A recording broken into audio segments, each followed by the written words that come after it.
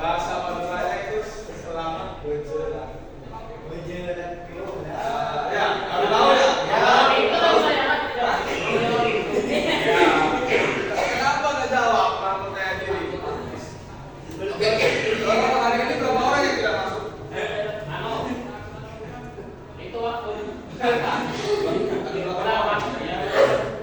Oke, sebelum pelajaran dimulai, ini doa terlebih dahulu.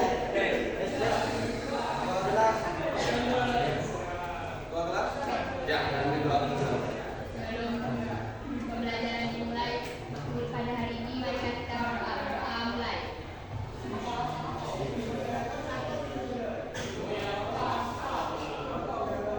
Selesai. Oke, nah untuk karena ini hari Senin ya, kalian langsung ke pelajaran mereka mungkin kurang semangat. Bapak boleh sedikit. Sedikitnya ini adalah lempar. Ketika kalian melempar, terus Bapak akan menyetelkan sebuah lagu. Ketika itu Bapak akan memberi sebuah lagu. Masih di sini biar jauh. Nah, ketika lagu ini berjalan, spidol ini harus dioper. Ketika Bapak berhentikan lagunya, di mana spidol itu berhenti, Bapak akan memberikan sebuah pertanyaan. Ya, paham ya? Atau sebuah perintah. Paham ya? Paham enggak? Kalau paham, Bapak mulai.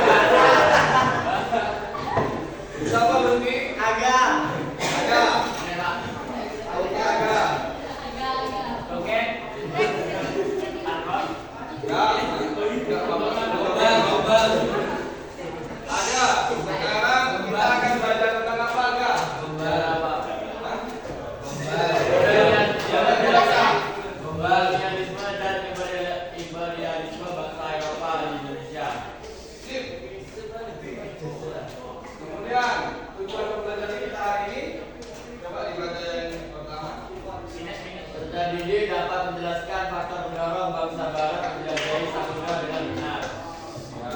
Sip. Jadi kita harus pada pertemuan ini kita harus belajar. Oke, Bapak mulai lagi ya lagunya ya. Yang di depan nanti oper ke yang belakang maaf. Di belakang nanti oper ke depan ya. Iya, ya. Nah.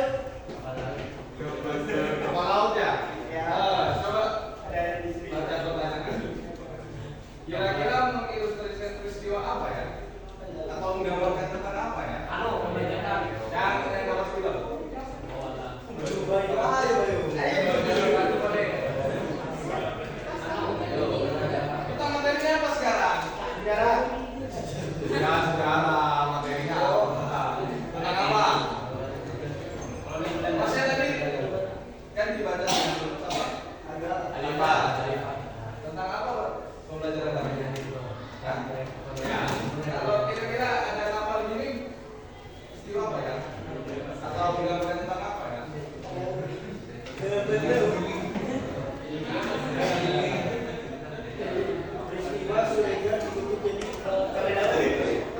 Ada yang tahu nggak kira-kira?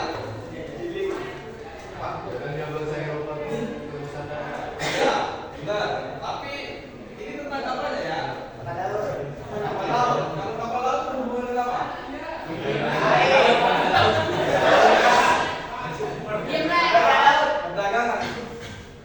Perdagangannya melalui apa? Nah, kalau dari laut apa? Oh, VOC.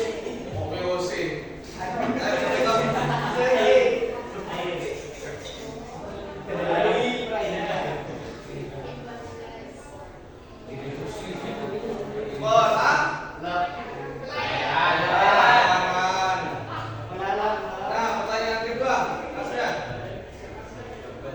Untuk semuanya, Belum. Yakin belum? Kalian nggak belajar dari malam tadi? Oke, akan kita bahas tentang produk kolonialisme berlangsung di Indonesia ya setelah ini ya. Terus pertanyaan nomor 3, ada yang tahu nggak kira-kira?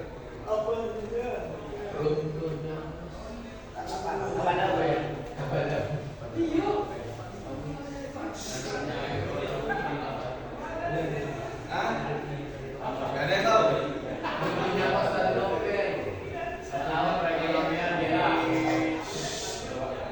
Hancurnya perekonomian akibat perang dunia pertama di negara-negara Eropa.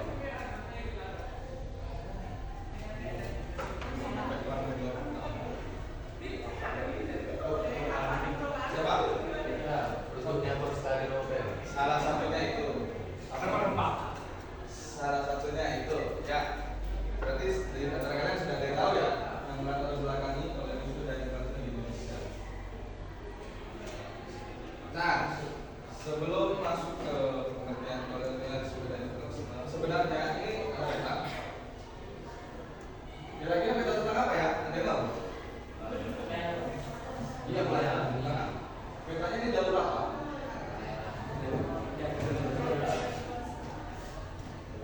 Jalur apa kira-kira ya?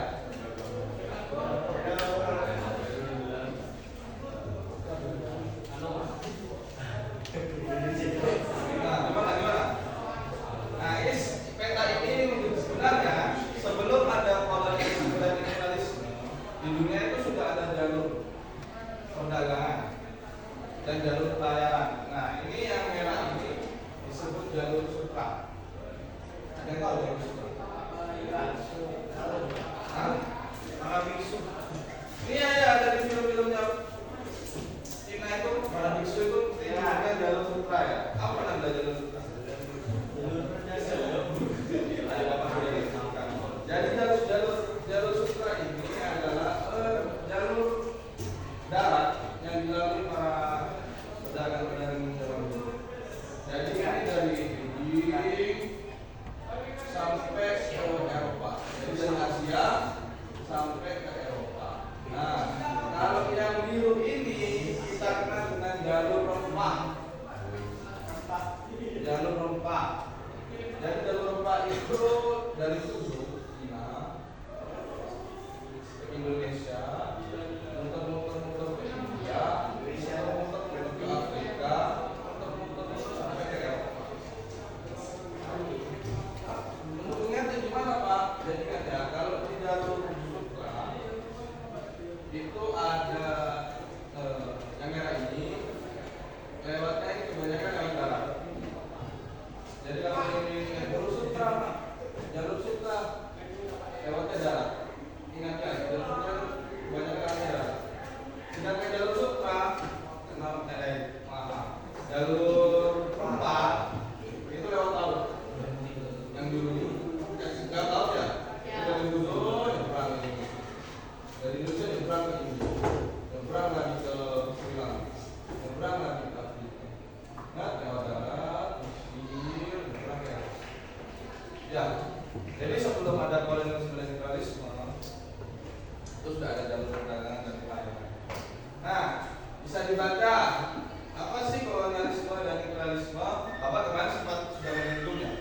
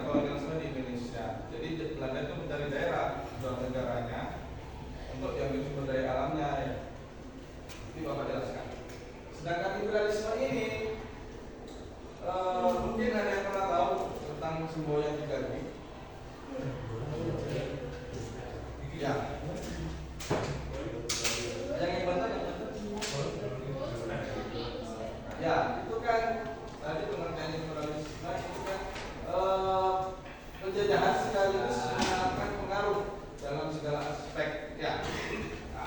Nah, aspek itu dari tadi imperialisme sebenarnya ada dua. Ada imperialisme kuno dengan semua yang digantinya, dan imperialisme modern dengan industrinya. Kita lanjutkan. Nah, tadi yang disebutkan Mas apa? Tirta. Nah, Tirta. Nah, salah satunya adalah faktor kedatangan atau bangsa Eropa melakukan kolonialisme dan imperialisme di Indonesia. Salah satunya ini. Tadi disebutkan salah satunya dengan Mas apa namanya? Tirta. Jatuhnya Konstantinopel. Yang pertama, mungkin bisa dibaca Masnya yang di pojok siapa? Alvaro. Coba dibaca yang pertama, apa sih faktor eksternal kedatangan bangsa Eropa di Indonesia? Jadi ini kalau faktor eksternal berarti faktornya dari Eropa. Mas, kan dibilang agak satu. Hah? Mikir. Ini belum berat tuh Bapak masih menjelaskan.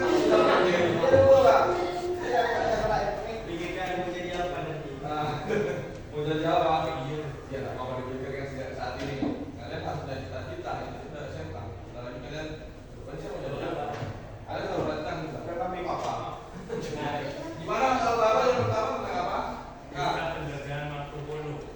Bisa perjalanan. Jadi yang menjadi faktor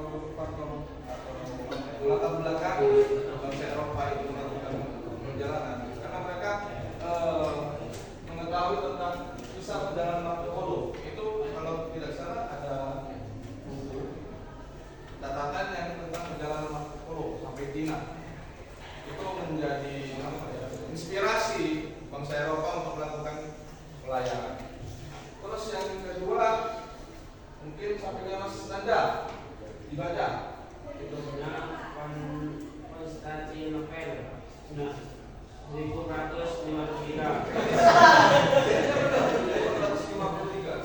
Tadi sudah disebutkan dengan Mustafa. Ini kayak fenomenal ini ya. Maksudnya ada yang non muslim nggak? Ada. Yang bertanda ini. Iya, paling mau Muslim semua ya. ya. Pernah dengar podcastnya Jadi kok bisa Felix ya. Ustaz Felix. Pernah mendengar kisahnya Muhammad Al-Fatih? tahu Pak? Muhammad Al-Fatih. Tahu Pak? Tahu? Apa namanya? Ada. Tentang apa ya? Kisahnya Muhammad Al-Fatih. Perjuangan menaklukkan kerajaan Konstantinopel.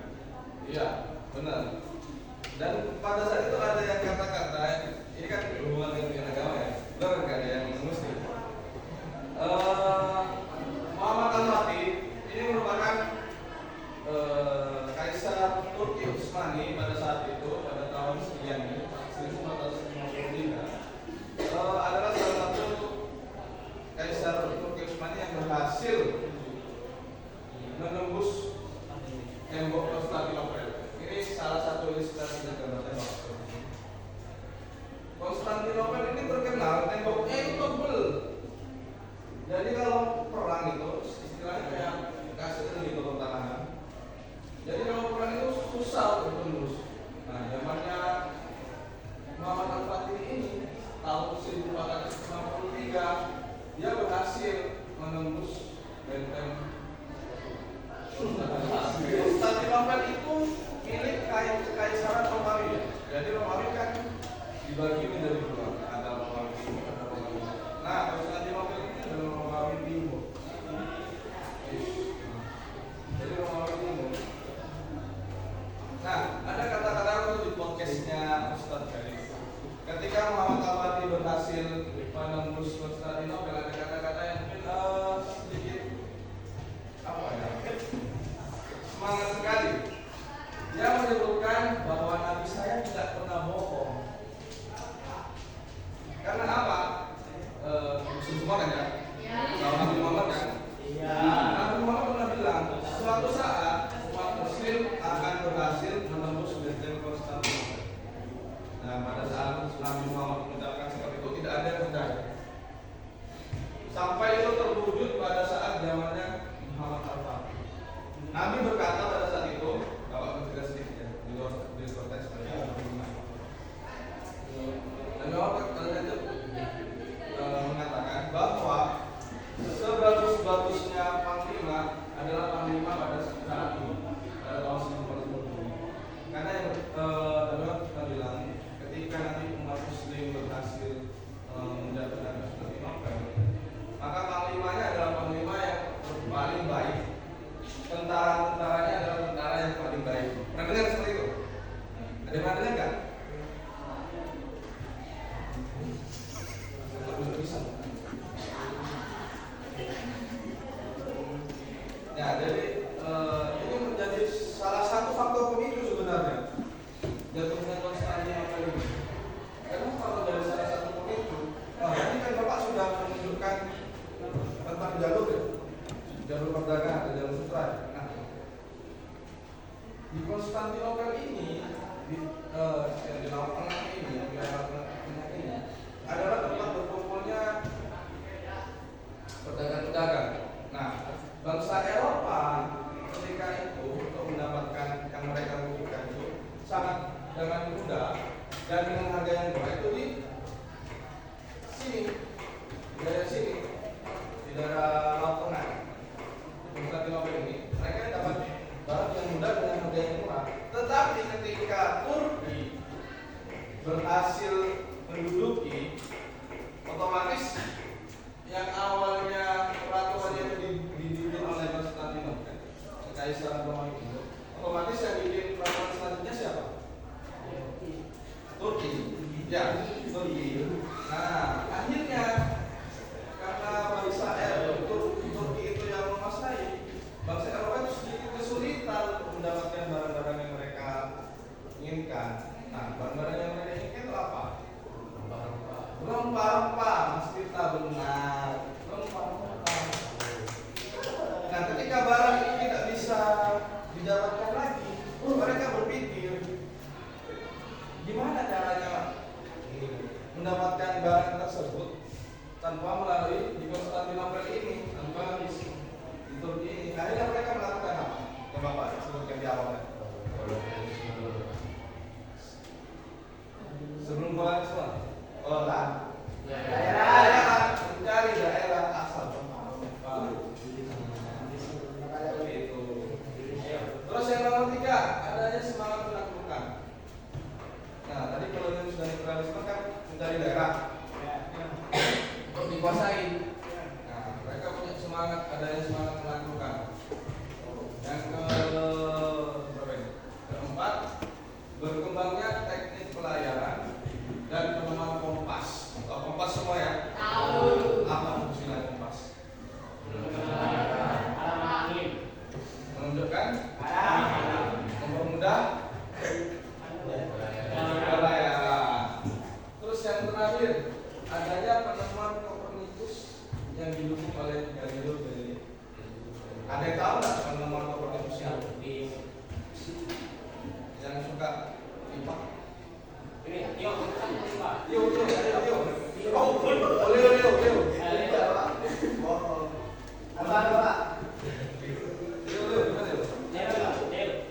Tahu nggak penemuan Kopernikus?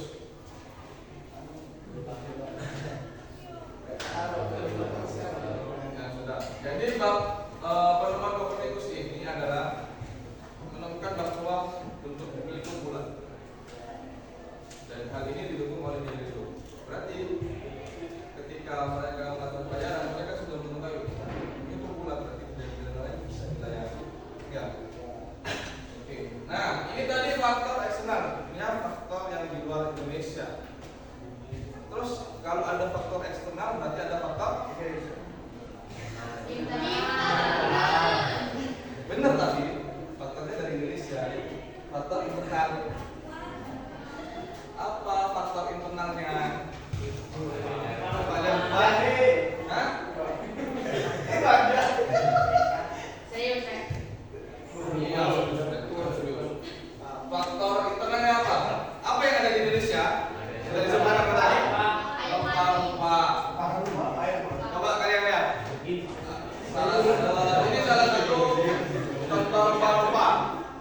kalian tidak bingung, Bapak berikan apa ini? Listnya ini. Ayo Ini saja apa Bang? Bukan Bang. Saya Cek jawabnya, orang tadi Bapak jelaskan dua ada saya tidak bisa ayo. Ini apa ini? Apa? Ini tenang dengan perempuan di Indonesia. Berarti apa ini? Perempuan. Masa sayur? Kalian tahu nggak rempah itu apa? Bentar, nggak semua bumbu itu rempah juga. Bumbu itu. Coba dengarkan. Jadi rempah-rempah itu adalah bagian tumbuhan yang bisa dimanfaatkan untuk penyedap, penambah rasa, obat, ya obat dan pewarna. Nah, ini yang pertama itu pernah lihat kalian? Kenapa pernah nyoba? PK.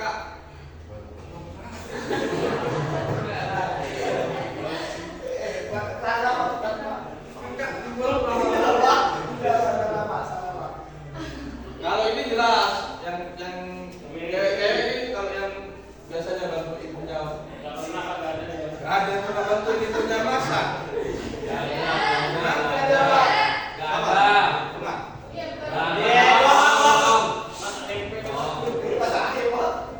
Iya, ini dalam ibu semua ini.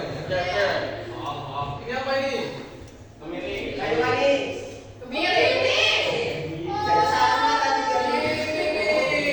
Sampai sini. Kemiri. Kalau kemiri biasanya buat bumbu apa? Bumbu merah bisa. Ya. Kayu manis. Nah ya, bagian kayu manis ya. Ada cinta, bumbu. Nah ya. Oke.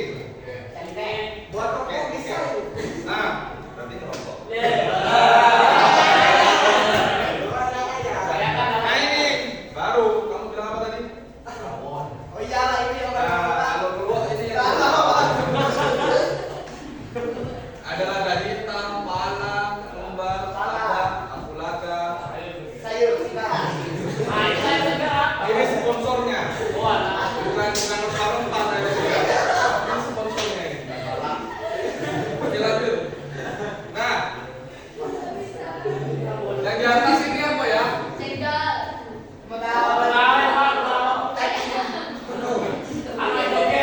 Ini minuman gas. Bentar. Ini minuman gas bener loh. Apa itu bener? Iya. Ini Redanto.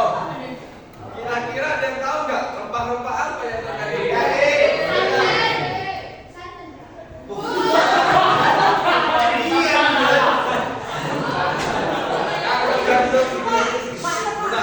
Yang terkandung di Redanto itu bener kata Leo, jahe. Dan di bawahnya apa? Rawon. Ini Leo ini kesenangannya rawon ini. Tadi Bapak belum menyebutkan kerupuk sudah menyebutkan rawon. Iya benar dah, rawon ya. Tadi rempah-rempah apa ya? Keluar. Oke lanjut. Sudah tahu ya? Nah, ini tadi tujuan imperialisme. Ada don tentang kekayaan. Ada glory tentang glory. Kejayaan. Terus ada terakhir gospel. Apa gospel ya? Agama atau kepercayaan. Oke, ini adalah bangsa Eropa yang datang ke Indonesia. Nah, yang mana gambarnya?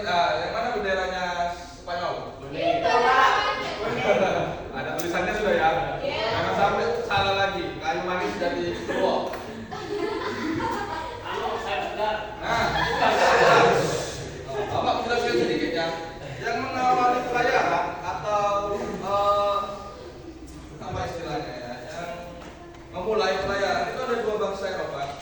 Yang pertama itu Spanyol dan Portugis. Kerennya mereka ini sampai melakukan Perjanjian Tordesillas ini antara Spanyol dengan Portugis membagi belahan dunia menjadi dua bagian. Bagian aku salah apa ya? Coba di bagian timur kalau nggak barat terus kalau barat atau timur itu Portugis. Ya. Selain itu ada Belanda dan Inggris. Oh, sudah tugas. Nah, sudah tugas ya. Nah, sekarang Bapak beri waktu untuk kumpul dengan kelompoknya. Sebagian. Ayo. Jadi 11 ini. 2, 3, 4, 5. Ayo.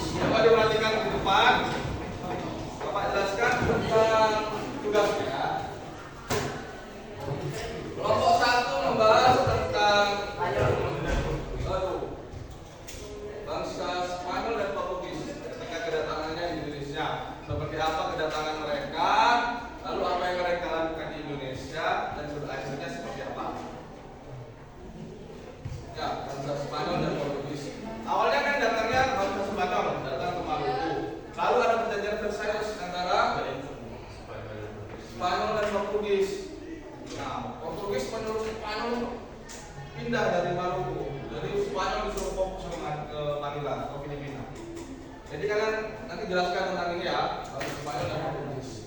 Kemudian ke kelompok 2 tentang bangsa Belanda. Nah, bangsa Belanda pada saat itu terjadi perang kemerdekaan antara bangsa Belanda dengan Spanyol yang mengakibatkan mereka kesulitan juga mendapatkan bahan mentah, rempah-rempah. Akhirnya mereka mencari juga sumber rempah-rempah dan datang ke Indonesia, tepatnya di Banten. Sekitar abad 15 dipimpin oleh siapa? Apa?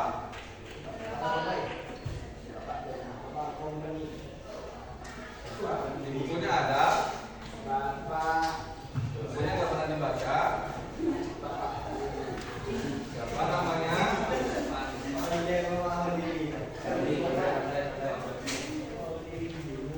Kolonel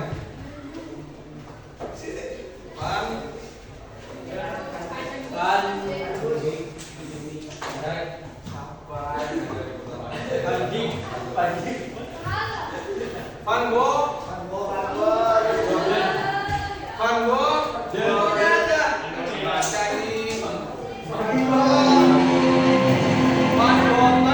Saatnya jam terbang dimulai. Kalian membahasnya. It's time to begin the head lesson. Kalian membahasnya tentang kedatangan bangsa Belanda itu awal dan yang penting ini tentang VOC, terbentuknya seperti apa, tujuannya apa saja kebijakannya, terus beralih dari Indonesia kenapa? Bisa ya? Nah, kelompok 3 membahas bisa.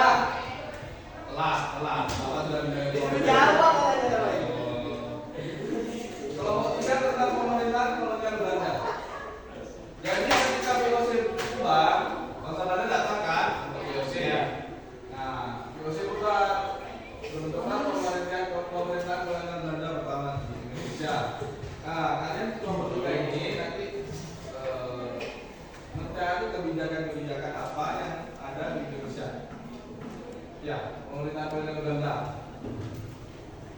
Paham ya?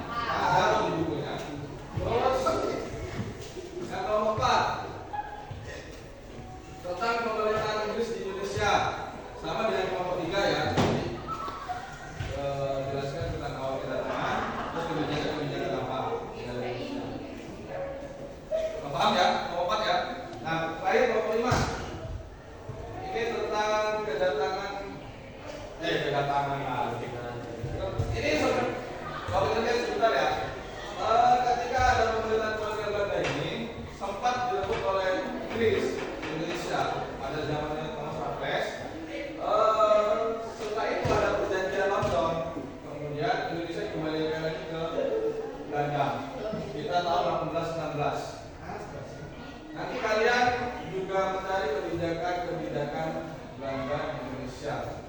Apa saja kebijakan politik yang ada pada saat pemerintahan Belanda di tahun sekian 1816 1904. Bisa dipahami? Yang kalian jelaskan nanti tugasnya bisa kalian pilih. Kalian bisa membuat PPT, membuat infografis atau peta konsep. Gak harus semuanya, kalian pilih yang mana. Terserah keahlian kalian yang mana. Apa kalian mau membuat kelompok 1 membuat PPT, gak apa-apa. Kelompok 2 membuat infografis, gak apa-apa. Kelompok 3 buat peta konsep, gak apa-apa. Atau PPT juga gak apa-apa. Jadi kalian pilih dari ini ya. 3 tugas ini yang kalian kuasai yang mana, kalian pilih. Sekarang Bapak beri waktu untuk mengerjakan. Dan kalian boleh berkelompok, kan kelompok. Jadi yang mengerjakan tangannya.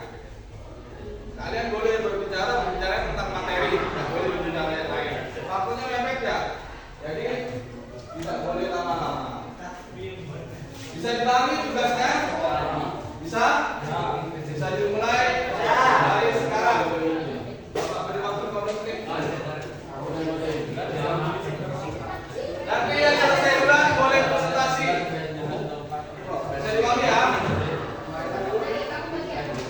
Nanti dikumpulkan ke Nanda. Kalau selesai, kumpulkan ke Nanda. Nanti Bapak tampilkan di depan, kalian boleh presentasi.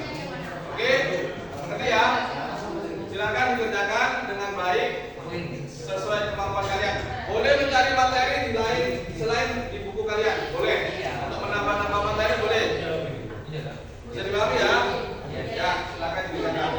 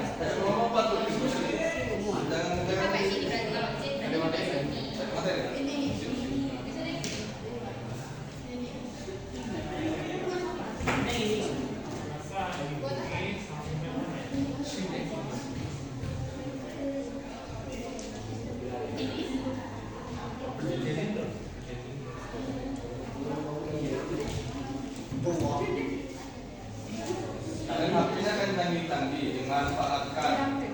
Karena zaman kalian enak, dulu zaman bapak nggak boleh bawa HP. Susah. Kan sudah ada di buku. Kalian boleh nyari, karena ada HP-nya tuh, tapi tanggi-tanggi. Boleh kalian nyari materi di bawah ini nggak apa? Buat tambah tulis. Yang kerja semuanya biar kalian punya pemahaman. Bisa ya? Ada susah. Ada kesusahan saya bawa.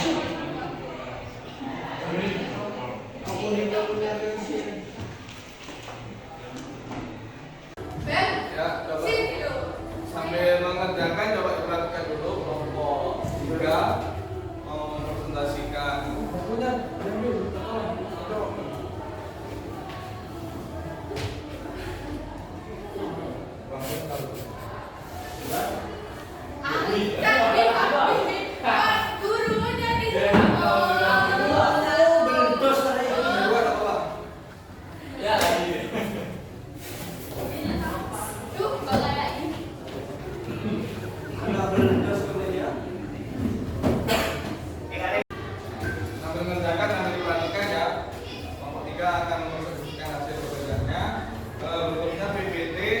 tentang kemerdekaan orang Belanda. Bisa dimulai nomor 3. Assalamualaikum warahmatullahi wabarakatuh. Waalaikumsalam. Kami dari kelompok 3 akan mempresentasikan tentang pemerintahan kolonial Belanda. Yang pertama dijelaskan oleh Abel. Jelaskan awal Abel ya. Silakan. Dari latar belakang yang mendasari pemerintahan kolonial Belanda yaitu Louis Bonaparte menjadi raja di Belanda dan mengangkat Herman William Dreyfus sebagai gubernur jenderal Indonesia. Tugas-tugas Dreyfus sebagai gubernur jenderal Indonesia adalah mempertahankan Pulau Jawa dari serangan Inggris, mengatur pemerintahan di Indonesia dan membereskan keuangan. Sudah? Lanjut. Di bidang pembaruan-pembaruan yang dilakukan Herman William Dreyfus. Yang pertama, membangun jalan raya dari anak jalan tersebut dinamakan Jalan Ridgewood Expressway yang sering disebut dengan Jalan Dendels. Yang kedua, membangun benteng pertahanan seperti Benteng Mister Cornwallis. Yang ketiga, membangun pangkalan angkatan laut di Anyer dan Ujung Kulon. Yang keempat, meningkatkan jumlah tentara dengan mengambil orang-orang pribumi karena pada waktu ke Nusantara Dreyfus tidak membawa pasukan. Bidang politik dan pemerintahan. A. Kekuasaan raja di Nusantara dibatasi dengan ketat. B. Dreyfus memerintah secara sentralistik dan membagi Pulau Jawa menjadi 23 wilayah besar. C. Berdasarkan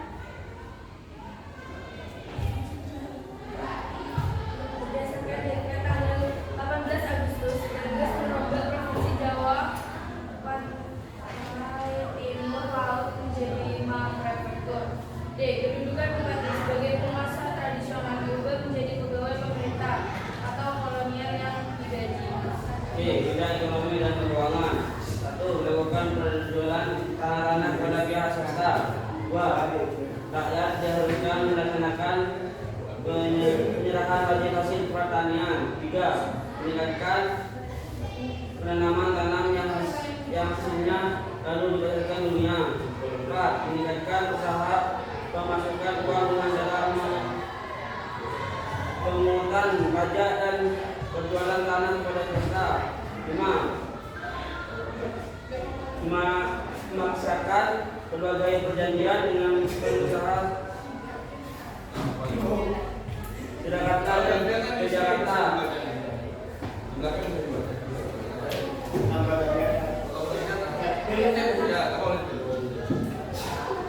Melakukan penggabungan banyak daerah ke dalam wilayah pemerintahan kolonial, misalnya daerah Cirebon. Yang keempat, bidang hukum dan peradilan. 1. Dalam bidang hukum Dreyfus membentuk 3 jenis pengadilan, yaitu pengadilan untuk orang Eropa, pengadilan untuk orang pribumi, dan pengadilan untuk orang Timur Asing. Yang kedua, melakukan pemberantasan korupsi tanpa pandang bulu termasuk terhadap bangsa Eropa.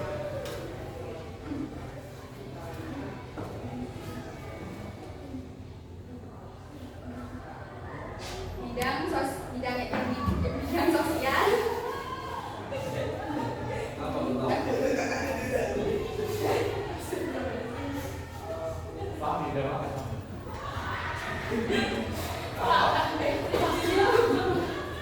Kalau ketawa, jadi bidang sosial ya. Silakan. Yang pertama, rakyat dipaksa. Minggu depan. Yang pertama, rakyat dipaksa melakukan kerja lagi untuk membangun jalan rakyat Panarukan. Yang kedua, perbudakan dibiarkan berkembang. Yang ketiga, menghapus upacara penghormatan kepada residen, sunan atau sultan. Yang keempat, membuat jaringan pos listrik menggunakan kuda pos. Salah satu kebijakan Dreyfus adalah menjual tanah-tanah negara Kanada orang partikeli. Kebijakan Dreyfus didaya telah melanggar undang-undang sehingga pada Putcair atau swasta tidak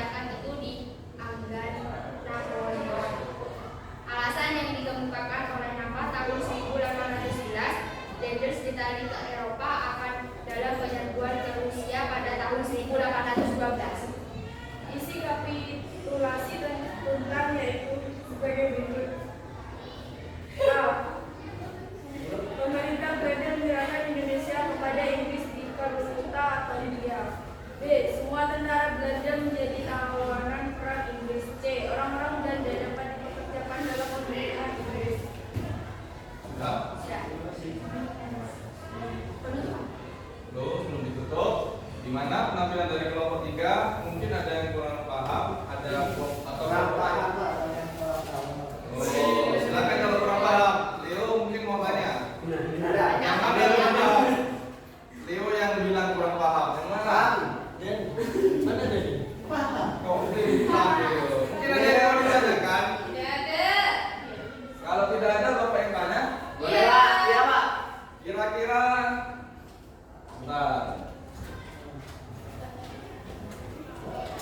nah, kira-kira tadi kelompok 3 membahas tentang pemerintahan kolonial Belanda. Dipimpin oleh siapa? Ayo serius dulu. Pimpin dengan siapa? Siapa? Ya benar, Jenderal Van Goes. Nah, kira-kira apa pembaruan-pembaruan yang dilakukan Jenderal Dendes? Herman Dendes.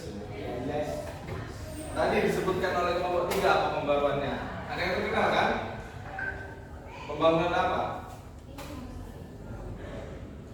Ayo, katanya nggak ada yang mau ditanyakan.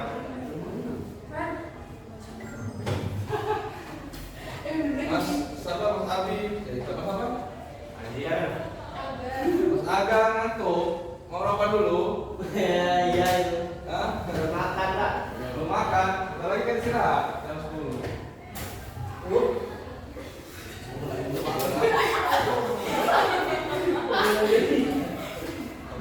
Ayo, tentang apa tadi pembaruannya?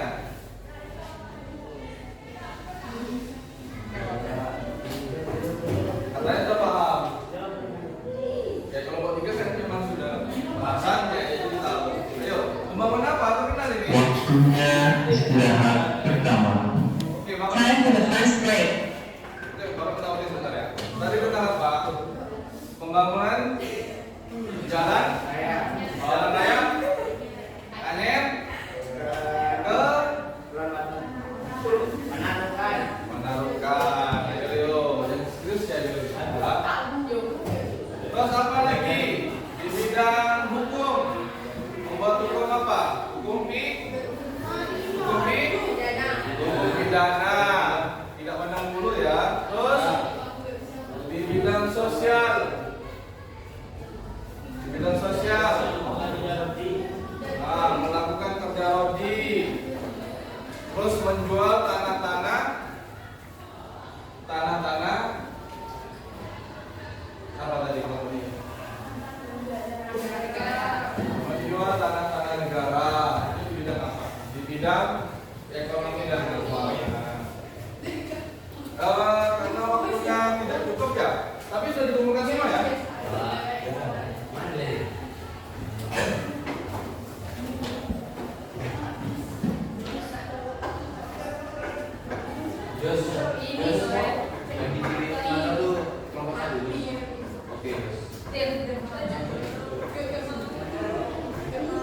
Ya, sudah dikumpulkan semua ya.